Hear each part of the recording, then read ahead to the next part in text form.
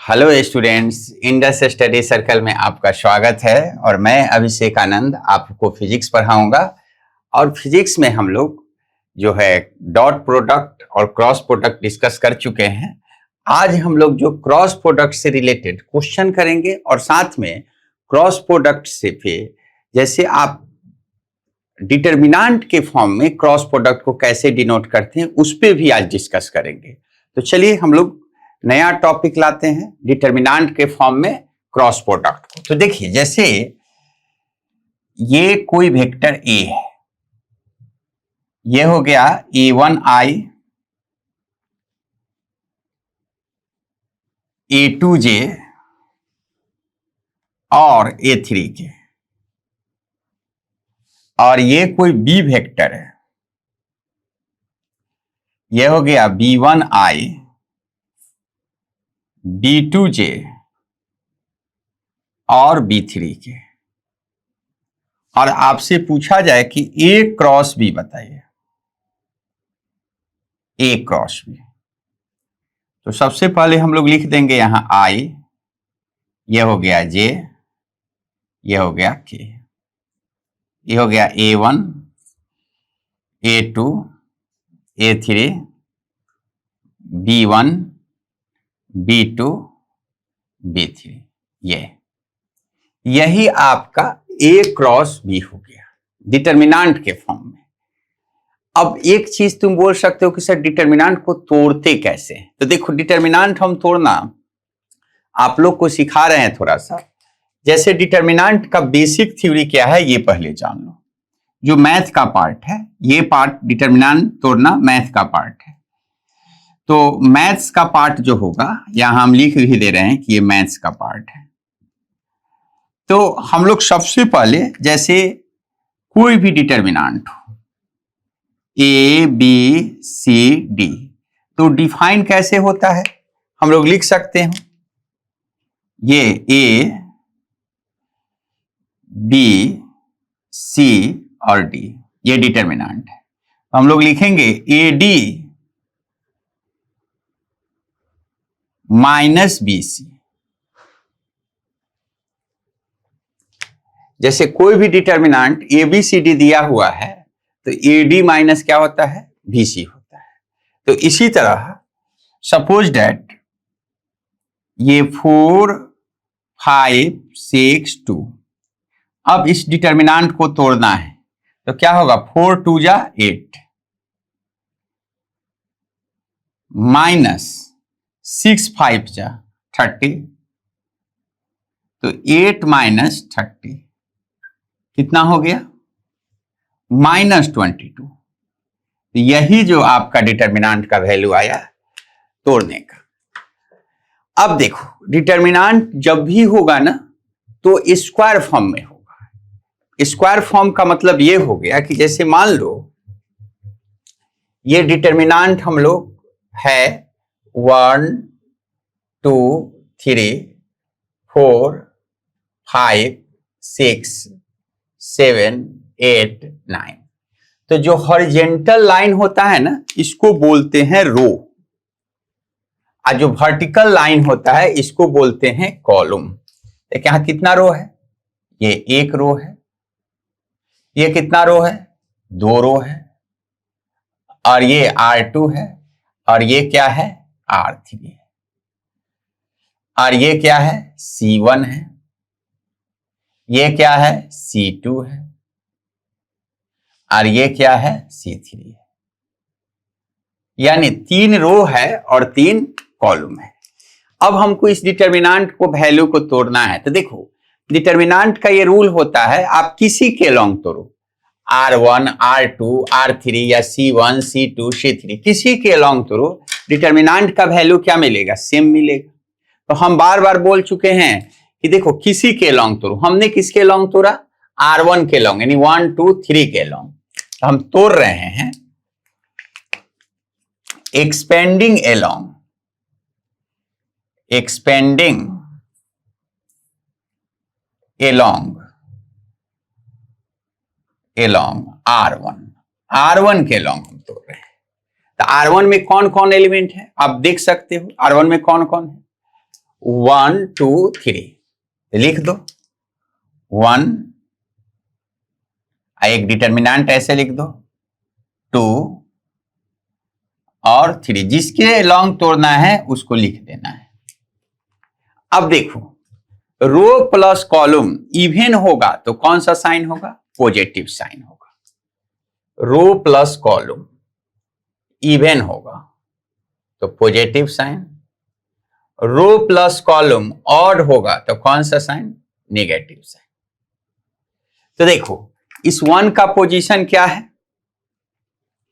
If first रो और first column तो 1 1 कितना हो गया? इसका पोजीशन क्या हो गया? 1 का C11 या जो भी हो, पहला रो पहला कॉलम। तो हमने क्या बताया? रो प्लस कॉलम इवन हो तो पॉजिटिव, ऑड होगा तो negative. If first row first column तो 1 1 2 हो गया तो ये पॉजिटिव हो गया। उसके बाद अल्टरनेट चलेगा निगेटिव पॉजिटिव। केवल फर्स्ट वाला चेक कर लेना, यदि रो प्लस कॉलम इवन हो तो पॉजिटिव, बाकी सारा निगेटिव। ऐसे इसको भी चेक कर सकते हो। 2 का पोजीशन क्या है? पहला रो और दूसरा कॉलम तो 1 और 2 कितना हो गया? 3 हो गया, यानी ऑड हो गया तो निगेटिव साइन। इस 3 का पोजीशन फर्स्ट रो और कौन सा कॉलम? थर्ड कॉलम तो 1 और 3 कितना हो गया? 4, इवन है तो पॉजिटिव साइन। तो हम लोग इसको 1 2 3 को बंद कर दो तो ये बच्चा क्या है? 5 6 8 9। तो ये जो हो गया 5 6 8 9। अब देखो 2 का देख लो, 2 को क्या है? इसको बंद कर लो, क्या बचा? 4 6 7 9। तो 4 6 7 9। अब इसको बंद कर लो, 4 5 7 8। इसको बंद करो। ये देखो रो और कॉलम को बंद कर दिया, क्या बचा? इस रो को और इस कॉलम को। तो क्या हो गया? 4 5 7 8। तो देख लो इसका आंसर क्या आ गया? 1। ये कितना हो गया? 45 माइनस 48 माइनस 2। 4 9 जा 36 माइनस 42। ये 4 8 जा 32 माइनस 7 इंटू 5 35। तो 1 into minus 3 minus 2 minus 6 plus 3 into minus 3। तो ये हो गया माइनस 3 प्लस 12 माइनस 9। कट कुट कर क्या आ गया? 0 आ गया। तो हम लोग समझ गए। अब देखो डिटर्मिनेंट का और भी बहुत सारा हम लोग अभी क्वेश्चन करेंगे। एक बार फिर से रिपीट कर सकते हो, जिसके अलोंग डिटर्मिनेंट तोड़ना है उसको बंद कर दो। तो मान लो कि हमको R1 के अलोंग तोड़ना है तो इस 1 2 3 को क्या कर दो? बंद कर दो। अब इसका पहला एलिमेंट क्या है? 1 है तो इसको बंद कर दो। क्या बचा? 5 6 8 9 लिख दिया। दूसरा एलिमेंट क्या है? 2 तो इसको बंद कर दो। क्या बचा? 4 6 7 9। फिर बंद कर दो 4 5 7 8। यहां हो गया। अब इस 1 का पोजीशन क्या है? पहला रो और पहला कॉलम 1 1 2 क्या हो गया? पॉजिटिव हो गया। इस 2 का पोजीशन फर्स्ट रो और सेकंड कॉलम 1 और 2 3 ऑड है तो निगेटिव। फर्स्ट रो और थर्ड कॉलम 1 और 3 4 है, इवन है तो पॉजिटिव। तब पॉजिटिव निगेटिव पॉजिटिव। कैलकुलेशन कर लो तो 9 5 जा 45 माइनस 48, 9 4 जा 36 माइनस 42, 8 4 जा 32 माइनस 35। कैलकुलेशन करो, 0 आंसर आ जाएगा। क्लियर है?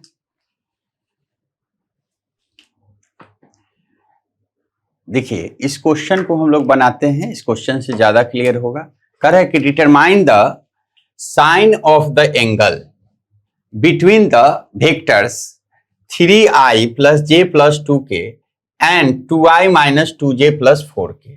मतलब ये दो वेक्टर दिया हुआ है और इसमें हमको क्या निकालना है? साइन निकालना है। यानी साइन का मतलब क्या?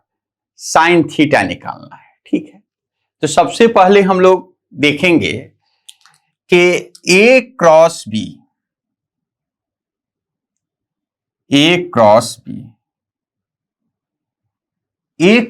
इक्वल टू क्या हो जाएगा? फॉर्मूला हम लोग जानते हैं,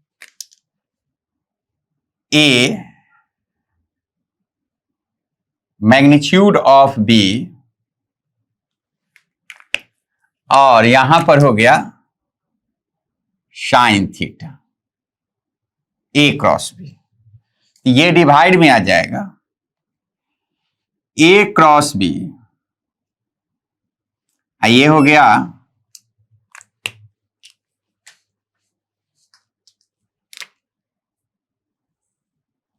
magnitude of B equal to sine theta.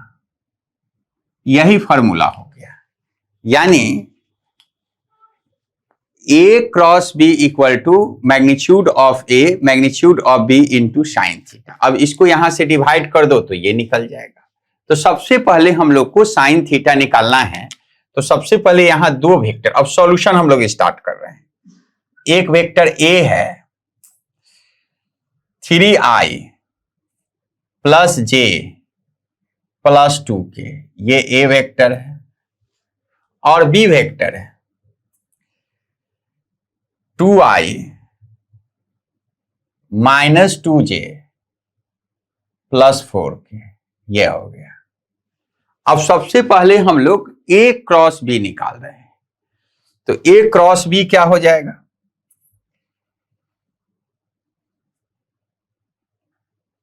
ये i j और k। अब i का कोफिशिएंट क्या हो गया 3, j का कोफिशिएंट 1 और 2, i का कोफिशिएंट 2, ये हो गया -2 और 4, ये हो गया a क्रॉस b। तो a क्रॉस b हो गया, तो सबसे पहले डिटरमिनेंट तोड़ने का रूल क्या है हमारा, पहले हम बार बार बोल रहे हैं कि यहां पर क्या लिख दो, i लिख लो और ऐसे डिटरमिनेंट तोड़ दो, j लिख दो और k लिखो। ये अब देखो इस i का पोजीशन क्या है, फर्स्ट रो और फर्स्ट कॉलम, यानी रो प्लस कॉलम इवन होगा तो प्लस साइन, ऑड होगा तो माइनस साइन। ये फर्स्ट रो और फर्स्ट कॉलम 1 1 कितना हो गया 2, तो ये हो गया पॉजिटिव, ये हो गया निगेटिव और ये हो गया पॉजिटिव। तब इसको बंद कर लो, क्या बचा 1 2 -2 4, 1 2 -2 4। अब इस j का पोजीशन 3 2 2 4, 3 2 2 4। इस k का पोजीशन 3 1 2 -2, 3 1 2 -2, ये हो गया, ये आपका टूट गया। फिर से एक बार इसको समझ लो तोड़ने का रूल, हम इसको i j k को बंद कर दिए। अब इसको हुआ कितना हुआ 1 2 -2 4, इसको बंद करो 3 2 2 -4 और इसको बंद करो 3 1 2 -2, हो गया। अब इस i का पोजीशन क्या है, फर्स्ट रो है और फर्स्ट कॉलम है, रो प्लस कॉलम इवन होगा तब पॉजिटिव साइन, तो यहां प्लस माइनस प्लस, क्योंकि यहां पर ये पहला रो है और पहला कॉलम है तो 1 1 2 हो गया, तब पॉजिटिव निगेटिव पॉजिटिव अल्टरनेट चलता है। अब इसका वैल्यू पुट करो, निकालो i, अब इसको 4 × 1 4 हो गया, माइनस ये -4 -4, ये हो गया -j, और ये क्या हो गया 4 3 जा 12 -4, ये हो गया k, ये हो गया -6 और -2। तो a क्रॉस b जो हो गया माइनस माइनस क्या हो गया प्लस, तो 4 और 4 8, यानी 8i, 12 में से 4 गया 8 तो -8j, और -6 और -2 -8k, ये हो गया। तो हमारे पास A क्रॉस B तो निकल गया। अब A क्रॉस B का मैग्नीट्यूड हम लोग, तो सबसे पहले हमारे पास A क्रॉस B का जो वैल्यू है हमारे पास क्या मिल चुका है, 8i minus 8j minus 8k, ये हो गया। ये मिल चुका है वैल्यू किसका, A क्रॉस B का। और देखो A क्रॉस B का जो वैल्यू होता है, ये मैग्नीट्यूड जो होता है, यहां पर एक चीज और, ये मैग्नीट्यूड है और ये मैग्नीट्यूड है और ये मैग्नीट्यूड है इसका। अब आई मैग्नीट्यूड ऑफ A, तो मैग्नीट्यूड ऑफ A क्या हो जाएगा, हम बार बार फॉर्मूला बता चुके हैं, अंडर रूट 3 का स्क्वायर 9, कुछ नहीं है तो यहां 1 है तो 1 का स्क्वायर और 2 का स्क्वायर 4, तो कितना हो गया 9 और 4 13 1 14 रूट 14। और मैग्नीट्यूड ऑफ B, तो मैग्नीट्यूड ऑफ B क्या हो जाएगा देख लो, 2 का स्क्वायर 4 माइनस 2 का स्क्वायर 4 और 4 का स्क्वायर 16, तो कितना हो गया 16 और 4 20, अब 4 24, ये हो गया। तो मैग्नीट्यूड ऑफ A का वैल्यू कितना आ गया 14 और मैग्नीट्यूड ऑफ B का वैल्यू आ गया कितना रूट 24। अब देखो हमारे पास A क्रॉस B का मैग्नीट्यूड, इसका भी निकाल लो, A क्रॉस B का मैग्नीट्यूड, इसका वैल्यू, तो A क्रॉस B का जो मैग्नीट्यूड होगा 8 का स्क्वायर और यहां भी माइनस 8 का स्क्वायर और माइनस 8 का स्क्वायर, कितना हो गया 64 64 और 64, ये तीनों का वैल्यू, एक तीनों का वैल्यू। अब इसको हम लोग कैलकुलेशन कर लें, तो कैलकुलेशन करेंगे तो कितना हो जाएगा देख लो, 4 4 8 4 12 यानी 4 4 4 12 हो गया, ये 12 6 6 6 12 18, ये क्या हो गया 1 19, यानी रूट के अंदर A क्रॉस B का जो वैल्यू आया अंडर रूट 192 आ गया। अब देखो हमारे पास साइन थीटा इक्वल टू, हम लोग इसका लिख सकते हो थोड़ा देर के लिए कि साइन थीटा इक्वल टू, हम लोग A क्रॉस B का वैल्यू हम लोग निकाल लें, इस मैग्नीट्यूड का वैल्यू तो हम लोग निकाल चुके हैं अंडर रूट 192 और मैग्नीट्यूड ऑफ A का वैल्यू हम लोग निकाल चुके हैं रूट 14 और मैग्नीट्यूड ऑफ B का वैल्यू कितना निकाल चुके हैं root 24 equal to sine theta, ये हो गया। अब देखो इसी को कैलकुलेशन कर लो 192 को, तो 192 को हम लोग क्या लिख सकते हैं, कैलकुलेशन करोगे तो 8 रूट 3 लिख सकते हैं और ये 14 को हम लोग क्या लिख सकते हैं, तोड़ोगे तो 14 ही हो जाएगा रूट 7 इंटू 2, लेकिन इसको हम लोग लिख सकते हैं 4 रूट 6, ऐसे करके लिख सकते हो। ये 14 को हम लोग 7 इंटू 2 और इसको लिख सकते हो 4 इंटू 3 इंटू 2, है ना। तो देखो इसको एक साथ यदि हम लोग लिखेंगे तो ये हो गया 7, ये हो गया 4, आई 2 इंटू 2 एक साथ, आई इंटू 3, ये। तो देखिए आपके पास सिंपल सा बात हो गया, 4 का रूट कितना हो गया 2, इस 2 को बाहर निकाल दो, इधर क्या हो जाएगा 7 इंटू रूट 3, यानी √21 ये हो जाएगा।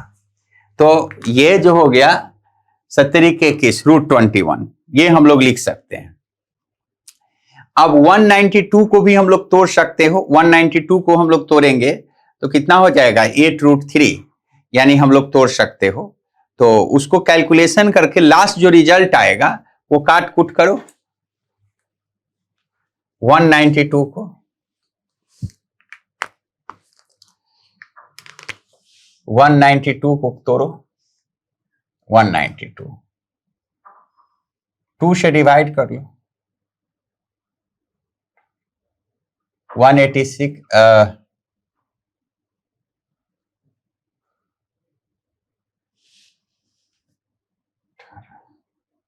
96।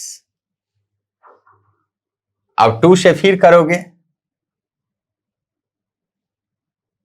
ये 48। 2 से करोगे तो कितना आ जाएगा 24। फिर 2 से करोगे तो कितना आ जाएगा 12। अब देखो इसी तरह 2 से करोगे तो कितना आ जाएगा 2 से 6। फिर 2 से करोगे तो कितना आ जाएगा 2 से 6 में यहां से 2 से 6 में इसको करोगे 6 2 से तो 3 आ जाएगा। तो यानी कहने का मतलब 1 2 3 4 5 6 हमारे पास हुआ रूट। यानी यदि हम लोग रूट का वैल्यू हम लोग लिख लें तो 2 2 2 और 2 2 यानी 2 4 6 और इंटू √3 ऐसे। तो यहां से हम लोग क्या निकाल सकते हैं ये 3 निकाल सकते हैं। तो कितना हो जाएगा 2 इंटू 2 इंटू 2 3 और √3 और 14 को हम लोग लिख सकते हो। ये इसको क्या लिख सकते हो इसको हम लोग लिख सकते हो इस दोनों को तोड़े हो यहां पर तो कितना आया है 4 इंटू 21 को √7 इंटू √3 यही आ गया साइन थीटा। अब √3 और √3 कैंसिल हो गया i2 ये कैंसिल हो गया तो कितना बचा 2/√7 यानी जो आंसर आ गया साइन थीटा इक्वल टू यही आ गया 2/√7 यही आंसर आ गया ये दिस। तो देखो हम लोग को क्या करना है कि इस क्वेश्चन को समझना है। Correct determine the sine of the angle between vectors ये एंड ये। मतलब हम लोग को दो वेक्टर दिया है, एक वेक्टर ए है और एक वेक्टर बी है, ये दोनों के बीच का हमको साइन निकालना है। तो सिंपल सा साइन का फॉर्मूला क्या हो गया, इसको डिटर्मिनेंट के अंदर लिख दो। चूंकि हम लोग मैग्नीट्यूड की बात कर रहे हैं तो A cross B equal to magnitude of A magnitude of B sine theta. हम लोग को चूंकि साइन निकालना है और यहां पर यूनिट वेक्टर से कोई बोल भी सकता है कि सर मैग्नीट्यूड मल्टीप्लाई कर ले, चूंकि मैग्नीट्यूड है इसलिए इस यूनिट वेक्टर का कोई इंपॉर्टेंस रह नहीं जाता है।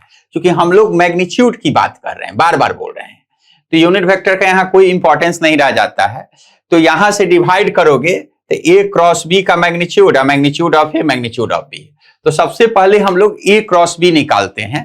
तो ए वेक्टर और बी वेक्टर, इसको डिटर्मिनेंट के फॉर्म में क्या लिखोगे, आई जे के, आई का कोफिशिएंट 3, जे का कोफिशिएंट 1, के का कोफिशिएंट 2 और बी में आई का कोफिशिएंट 2, जे का -2 और के का 4।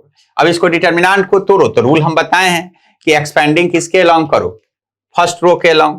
तो फर्स्ट रो के अलोंग तोड़ोगे तो इसको बंद कर लो, कितना आया 1 2 -2 4। फिर जे के अलोंग तोड़ोगे तो 3 2 -4 और इसको तोड़ोगे तो 3 1 2 -2 ये आ गया। अब इसका पोजीशन क्या होगा, फर्स्ट रो और फर्स्ट कॉलम। तो 1 1 2 पॉजिटिव नेगेटिव पॉजिटिव। अब 4 आई हो गया -4, ये 8 हो जाएगा, ये 12 -4, ये हो गया -6 -2। अब कैलकुलेशन करोगे तो ए क्रॉस बी ये आ गया। अब ए क्रॉस बी का मैग्नीट्यूड हम लोग निकालेंगे तो 8 का स्क्वायर -8 का स्क्वायर -8 का स्क्वायर √192। तो सिंपल सा है, मैग्नीट्यूड ऑफ ए भी हमारे पास निकल गया मैग्नीट्यूड ऑफ ए क्या हो गया, 3 का स्क्वायर 9, 1 का स्क्वायर और 2 का स्क्वायर 4 √14, और बी का 2 का स्क्वायर 4 माइनस 2 का स्क्वायर और 4 का स्क्वायर, कैलकुलेशन कर लिया 24। अब मैं ए क्रॉस बी का मैग्नीट्यूड का वैल्यू जो आ गया √192। 192 को यहां पर हम लोग तोड़े हैं तो देखो यही आया है 2 into 2 into 2 into 2 into 2 into 3, यानी 2 पे पावर 6, तो एक 2 यहां निकल जाएगा, एक 2 यहां, एक 2 यहां, तो तुम्हारे पास कितना होगा, ये √3 आ गया। और ये जो हो गया 14 का रूट क्या होगा, 14 को हम लोग क्या लिख सकते हैं 7 इंटू 2, और 24 को क्या लिख सकते हैं 4 इंटू 3 इंटू 2, यानी 4 का क्या लिखोगे 2, और यहां पर EI2 एक साथ ये 2 निकल गया, और √21 जो कि यहां पर हम लोग लिखे थे, ये √3 कैंसिल और ये 2 2 4 कैंसिल, तो 2 बाई कितना आ गया √7, यही आंसर आ गया। तो क्लियर है।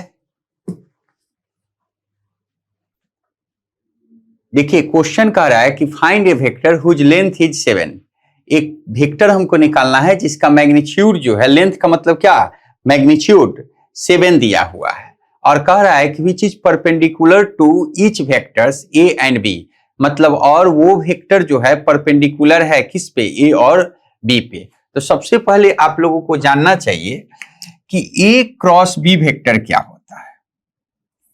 ए क्रॉस बी, ए क्रॉस बी जो होता है वो ए बी साइन थीटा होता है, और एक यूनिट वेक्टर एन हो गया। यही यूनिट वेक्टर एन जो है परपेंडिकुलर है किस पे, ए और बी पर, दोनों पर परपेंडिकुलर है। तो सबसे पहले हम लोग इसको लिख सकते हो ए क्रॉस बी, ये पूरे को इधर पकड़ के ले आइए,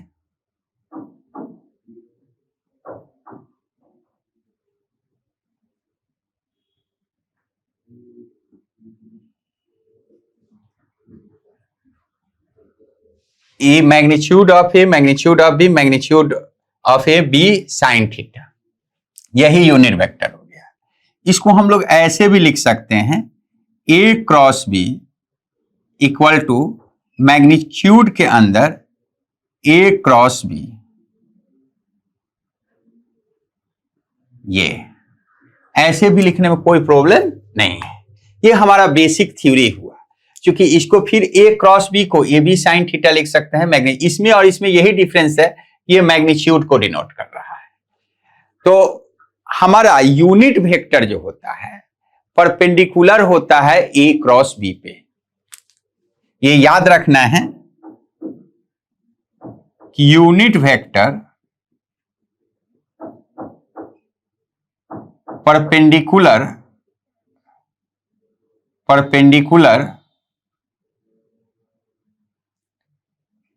vector A and vector B पे, यूनिट वेक्टर जो होता है वो परपेंडिकुलर होता है किस पे, ए और बी पे। यही फॉर्मूला आपका हो गया।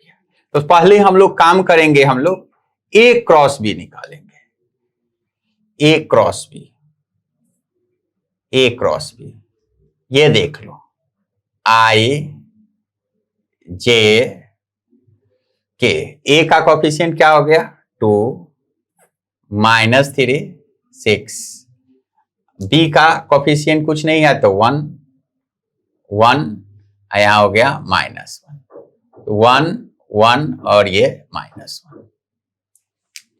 अब हम लोग इसको तोड़ेंगे तो आई, और इसको बंद कर लो ऐसे, क्या बचा -3 6 1 -1, -3 6 1 -1, यह हो गया जे, इसको बंद कर लो 2 6 1 -1, 2 6 1 -1, अब इसको बंद कर लो 2 -3 1 1, 2 -3 1 1। अब सिंपल सा बात हो गया, आई का पोजीशन क्या है, फर्स्ट रो फर्स्ट कॉलम, तो 1 1 2 इवन हो गया, ये हो गया पॉजिटिव निगेटिव पॉजिटिव। तो ये जो हो गया आई, ये हो गया माइनस माइनस क्या प्लस, यानी 3 -6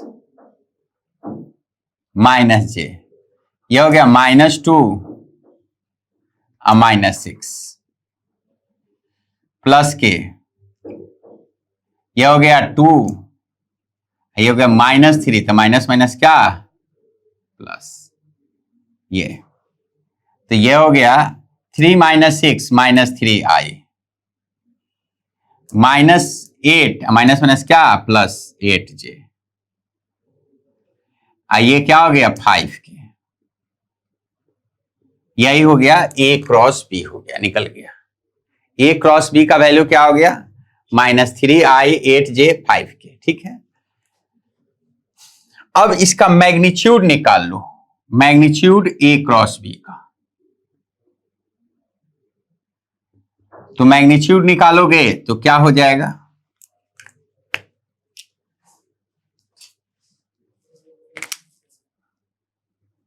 मैग्नीट्यूड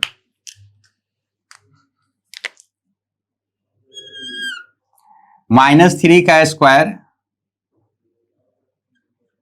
8 का स्क्वायर और 5 का स्क्वायर, तो ये जो हो गया -3 का स्क्वायर 9 64 और ये हो गया 25। अब इसको कैलकुलेशन कर लो, ठीक है। तो ये कैलकुलेशन करोगे A क्रॉस B का जो वैल्यू आएगा तुम्हारे पास, तो आपके पास देख लो 64 9 प्लस 25 जो भी है, इसको कैलकुलेशन कर लोगे तो जो तुम्हारा रिजल्ट जो आ जाएगा 64 और 9 कितना हो गया तुम्हारे पास, जोड़ लो, 9 और 4 13, 9 और 4 13 और 5 18, 8 हो गया, और 6 और 2 8 1 98, ये हो गया तुम्हारे पास A क्रॉस B का जो वैल्यू आया वो आ गया हमारे पास क्या √98। अब देखो A क्रॉस B को हम लोग क्या लिख सकते हैं, ये देख लो, ये हो गया A क्रॉस B का -3i plus 8j plus 5k। अब देखिए A क्रॉस B को हम लोग क्या लिख सकते हैं, 98 को 14 × 7 equal to unit vector n। अब देखिए हमारे पास इस 14 को ये भी तो लिख सकते हो 14 यानी 7 × 2। अब 2 7 में से एक 7 बाहर निकल गया तो 7 हो गया, यानी 7√2 -3i 8j 5k, और 2 7 में से एक चला गया तो कितना आ गया 7√2 equal to unit vector n। अब कैलकुलेशन कर लो, unit vector n equal to 3/7√2 -3/7 क्या आ जाएगा -3/7√2 √2i, और इधर हो गया 8/7√2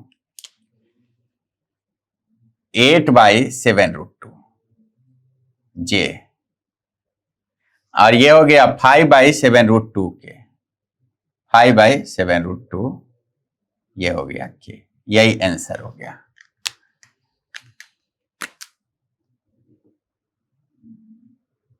नहीं सॉरी, हाँ, अब वो वेक्टर क्या हो गया, उसका मैग्नीट्यूड कितना होना चाहिए 7 होना चाहिए, तो वेक्टर क्या हो जाएगा समझ लो, ये मान लिए कि वो वेक्टर जो हो गया वो वेक्टर होगा C, क्या होगा 7 और इंटू यूनिट वेक्टर, तो 7 हो गया। यूनिट वेक्टर का वैल्यू ये हो गया, तो 7 से मल्टीप्लाई कर लो तो -3 7√2 i, और ये जो हो गया 8 7√2 j, और 5 7√2 k। अब 7 से मल्टीप्लाई करोगे तो 7 7 कैंसिल आउट, यानी सी वेक्टर जो आ गया आपके पास -3/√2 i हो गया, और 8/√2 j हो गया, और 5/√2 ये हो गया k। यही हो गया आंसर। क्लियर? तो फिर से समझ लो ये क्या है। क्वेश्चन को कह रहा है कि find a vector whose length is 7। एक हमको वेक्टर निकालना है जिसका लेंथ क्या है 7 है, whose perpendicular to each vectors A and B. और ये जो है ए वेक्टर और बी वेक्टर दोनों पर क्या है परपेंडिकुलर है। तो सिंपल सा इस फॉर्मूला का यूज करो। यूनिट वेक्टर क्रॉस प्रोडक्ट में होता है जो ए और बी दोनों पर परपेंडिकुलर होता है। तो वही हमने A cross B equal to A B sine theta unit vector N. अब हमने इस पूरे को रिजल्ट यहां ला दिया। अब इसी को हम लोग मैग्नीट्यूड के अंदर लिखेंगे, तो ये मैग्नीट्यूड को डिनोट कर रहा है, तो ए बी साइन थीटा को हम लोग ऐसे लिख सकते हो। अब इसके बाद हम लोग क्या कर रहे हैं कि ये तो फॉर्मूला मेरा बन गया, तो पहला काम हम लोग ए क्रॉस बी निकालते हैं। तो ए क्रॉस बी को डिटर्मिनेंट के रूप में यही लिखेंगे 2 -3 6 1 1 -1। अब इसको हम लोग तोड़ दें, तो तोड़ेंगे हम लोग, तोड़ने का रूल जानते ही हो, ये देख लो -3 6 1 -3 6 1 -1, फिर देखो 2 6 1 -1, फिर देखो 2 -3 1 1, ये हो गया। अब इसका पोजीशन पहला रो पहला कॉलम, ये पॉजिटिव हो गया, negative positive, positive negative positive. अभी हो गया माइनस माइनस प्लस -6, -2 -6, ये हो गया 2 माइनस माइनस क्या प्लस, ये कैलकुलेशन करोगे तो ये आ जाएगा। अब ए क्रॉस बी का मैग्नीट्यूड क्या हो गया -3 का स्क्वायर 8 का स्क्वायर 5 का स्क्वायर, यानी ये हो गया √98। अब सिंपल सा बात है, हम लोग इसका ए क्रॉस बी का वैल्यू ये हम लोग लिख सकते हैं। अब इसमें से 98 को लिख सकते हो 7 × 7 × 2। अब इसको क्या लिख सकते हो, 2 7 में से एक बाहर निकल गया था 7√2। अब डिवाइड कर दो 7√2, ये यूनिट वेक्टर निकाला। अब यूनिट वेक्टर यहां पर हम लोग निकाले और बोल रहा है कि इसका मैग्नीट्यूड जो होना चाहिए वो क्या होना चाहिए 7।